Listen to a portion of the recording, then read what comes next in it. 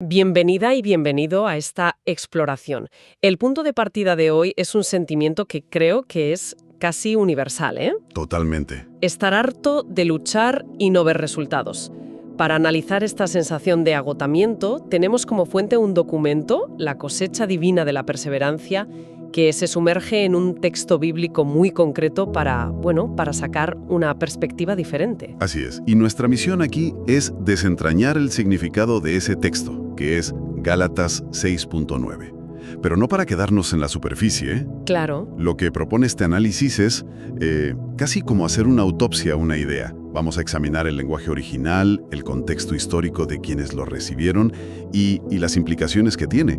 A ver si podemos entender de una manera nueva esa fatiga que sentimos cuando parece que lo damos todo a cambio de nada. Me gusta esa idea de la autopsia. Pues vamos a ello.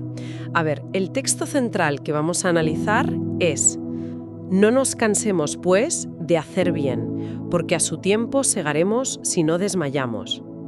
Ajá. Lo primero que me pregunto al leer esto es: ¿a quién se le estaba diciendo? Porque mi primera impresión es que es un mensaje para gente que ha tirado la toalla o que está siendo perezosa. Pero el análisis dice que es justo lo contrario. Exacto. Y ese es el primer giro importante. Esta carta no iba dirigida a novatos o a gente desmotivada, para nada. Ah, ¿no? Iba para los Gálatas, una comunidad que el documento describe como veterana, pero cansada. Cansada, claro. Habían empezado con una energía y una fe enormes, pero el camino, pues se les estaba haciendo cuesta arriba. El problema no era su compromiso inicial, sino el desgaste del proceso. El desgaste. El análisis es muy claro en esto. Eran creyentes agotados. Y no por hacer las cosas mal, sino precisamente por hacer lo correcto durante mucho tiempo, sin ver el fruto de tanto esfuerzo. O sea que no es un mensaje para el que falla, sino para la que está exhausta de acertar. Vaya, eso ya cambia bastante el tono. Y el análisis se detiene mucho en esa primera expresión: no nos cansemos.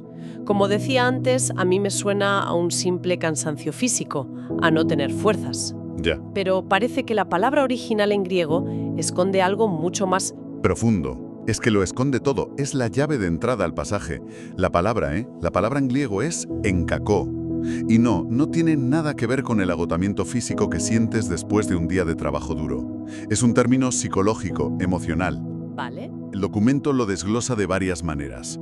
Perder el ánimo, desalentarse internamente y esta es la que creo que mejor lo define, rendirse por frustración. Es el cansancio del alma. Rendirse por frustración. Eso resuena mucho más con la experiencia moderna del burnout, ¿no? Totalmente. No es que no puedas más físicamente, es que has perdido el sentido de por qué lo estás haciendo. Es un agotamiento existencial. Precisamente. Lo fascinante que subraya el análisis es que este texto no está hablando de alguien que abandona por haber cometido un error o por debilidad moral. Habla de la persona que se rinde por pura desilusión. Desilusión. Sí, es el cansancio que nace de la pregunta constante. ¿De verdad sirve para algo todo este esfuerzo? Es el sentimiento de quien ha invertido hasta la última gota de energía y al mirar su cuenta de resultados, pues la ve a cero. Y eso es profundamente desmoralizador. Entiendo. Así que el cansancio no es por debilidad, sino por desilusión. Eso es un matiz enorme. Pero el texto dice cansados de hacer el bien. A mí eso me suena, pues no sé, a hacer obras de caridad, a ser buena persona en general. ¿Se refiere a eso o el análisis apunta a algo más profundo? Pues el análisis argumenta que es algo mucho más amplio y sobre todo más silencioso. Silencioso. Sí. En este contexto, hacer el bien no se limita a esos actos visibles que todo mundo aplaude. Incluye un abanico de acciones y actitudes mucho más sutiles y a menudo completamente solitarias. ¿Como cuáles, por ejemplo? Dame algún ejemplo. Pues mira, habla de la obediencia cuando nadie te está mirando, del servicio que se hace sin esperar un gracias, sin buscar ningún tipo de reconocimiento. Ya. De mantenerte firme en tus convicciones cuando no hay ni una sola evidencia tangible a tu alrededor que las apoye. Y sobre todo, de seguir perseverando cuando los resultados que esperabas simplemente no llegan. Claro. Es el acto de seguir sembrando en un campo que parece completamente estéril. Espera, eso me llama mucho la atención. O sea que, según el análisis, el gran riesgo espiritual no es cansarse de portarse mal. No. Ujú. Sino de portarse demasiado bien sin ver resultados. Es una idea totalmente contraintuitiva. Es una de las paradojas centrales que extrae el documento.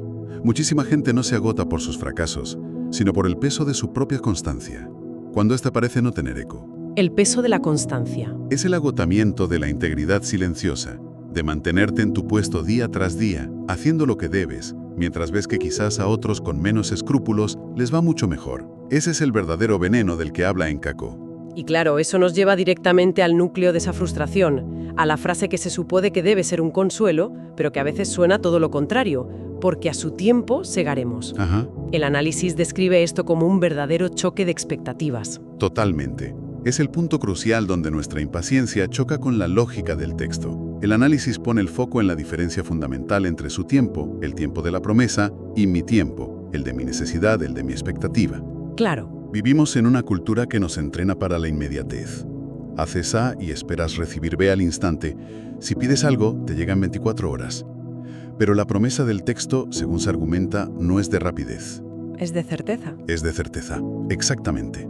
No te promete un cuándo, pero sí un qué. Entiendo. Lo que se garantiza es la fidelidad de que habrá una cosecha, no la inmediatez de la misma. De hecho, el documento subraya una idea que me parece muy potente. A ver. Y que a menudo pasamos por alto.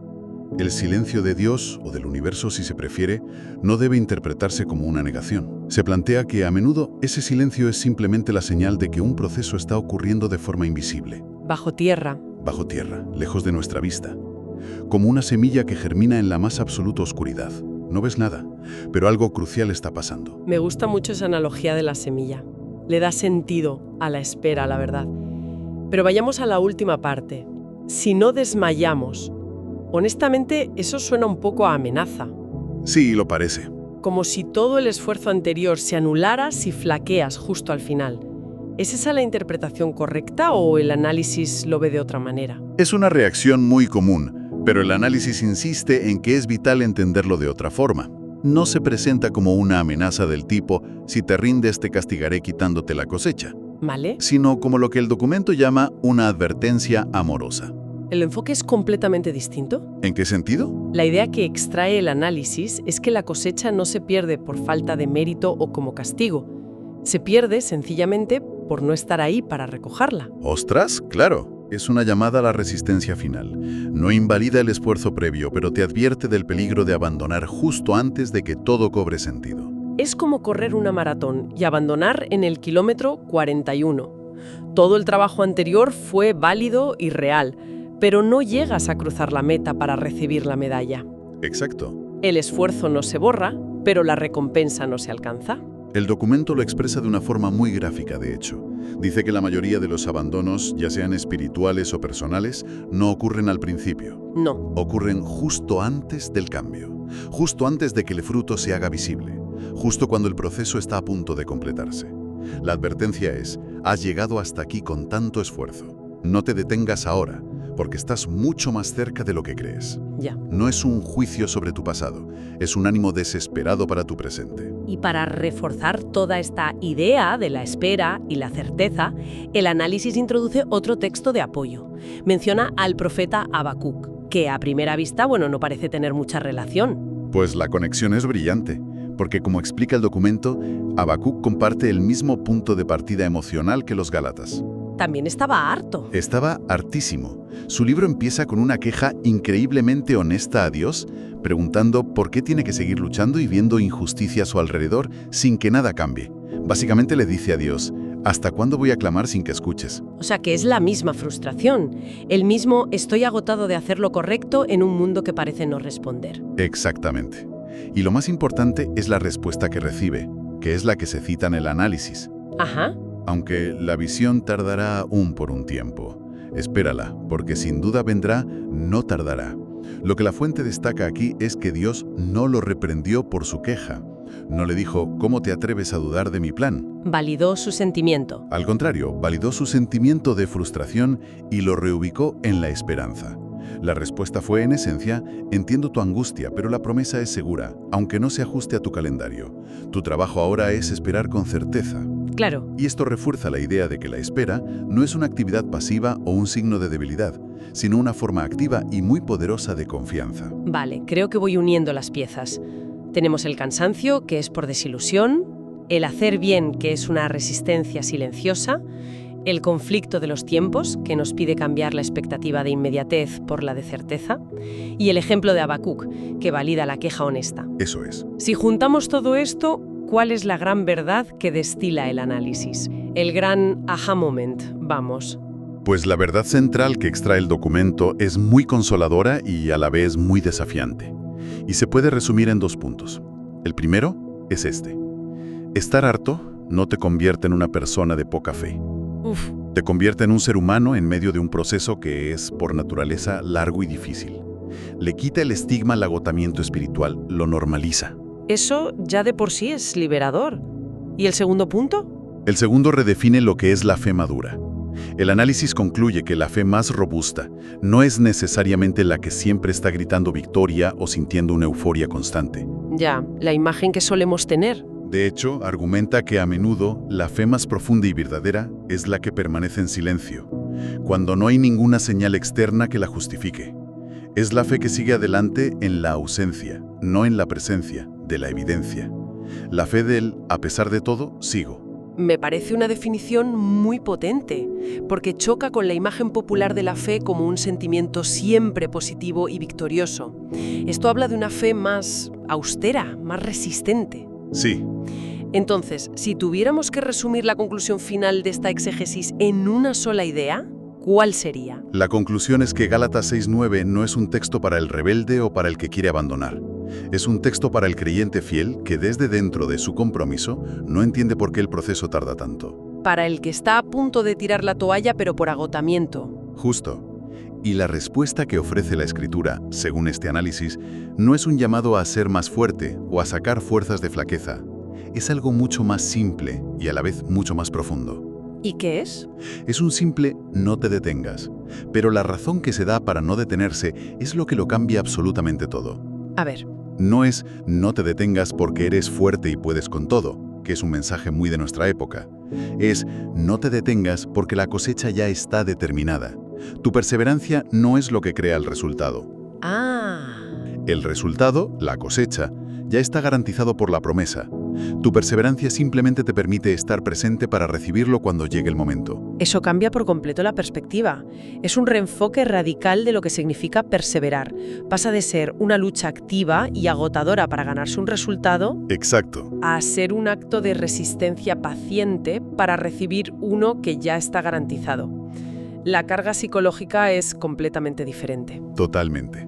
Libera de la presión de tener que producir el milagro y lo convierte en la tarea, igualmente difícil pero diferente, de esperar el milagro. Se trata de aguantar en tu puesto, no de construir el edificio entero con tus manos. Entiendo. Y esto, por supuesto, nos deja con una pregunta final para la reflexión, una que el propio análisis deja en el aire. Adelante. El análisis se centra en la certeza de la cosecha. Sabemos que algo vendrá. Pero, ¿qué significa hacer bien cuando la naturaleza exacta de esa cosecha futura es un completo misterio? ¿Cómo cambia nuestra motivación para perseverar si la recompensa no es necesariamente lo que esperamos, esa sanidad, ese trabajo, esa reconciliación que anhelamos, sino algo completamente distinto, pero igualmente asegurado por esa promesa? Vaya. ¿Seguiríamos sembrando con la misma fe si no supiéramos que va a crecer?